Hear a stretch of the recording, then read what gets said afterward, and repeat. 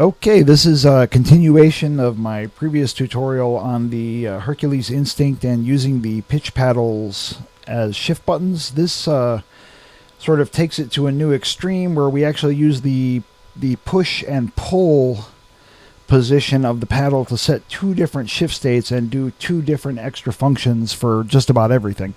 I'm working on a full map that has this on all the keys, but let me show you real quick what I've done so far. And as in the last tutorial on the Instinct, to use this kind of function, we need to set the pitch repeat frequency and pitch repeat delay both to 10 milliseconds. So make sure you set that before you do all this, or it's not going to work right. So pop into Virtual DJ, and let me show you real quick how this works. So if we watch the right side mixer, I'm going to show you everything on the right. We have the low EQ, mid EQ, changing the knobs. These are the usual knobs on the Instinct, doing exactly what they're supposed to do, right? Now, if I push on the paddle, which is what I'm doing right now, I'm pushing it with my pinky, and I change the low EQ knob, now the filter changes. Now the mid EQ knob now changes the resonance, which I have on that little bonus button down there temporarily, just so you can see it. It doesn't come there by default. Okay, so now we have the resonance set right there. And the high EQ knob, the high equalizer knob, if you watch all the way on the right-hand side, Effect 4, which is a filter roll, does like a filter and a loop roll at the same time. It's a little downloadable plugin for Virtual DJ. Will activate that loop roll and set the filter at the same time. The loop roll actually sets the filter for you. Now, if I pull back on the paddle, you'll see the three effects on the right-hand side. Watch the right. The first parameter of each effect can be set here.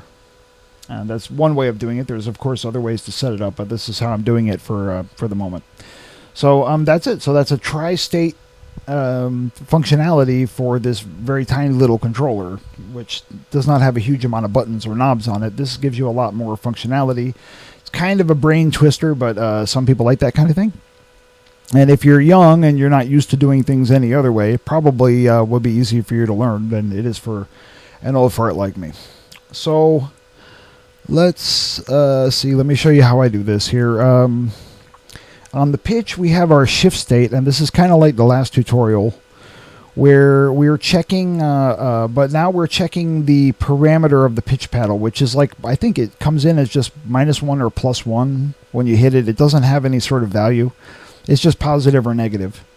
So if the parameter is positive, which means we're pulling the paddle toward us, we're going to set shift down to 1, and then we make our little 20 millisecond loop to shut it off, right? So, and if the parameter is not greater than 0, meaning we're at a negative, then we set shift up. That means we're pushing on the paddle. Same thing, so we set the shift up 1 parameter, and we make that same little one-time loop to turn it off when the paddle is released. So now I can show you on the EQ low, we check if shift up is on.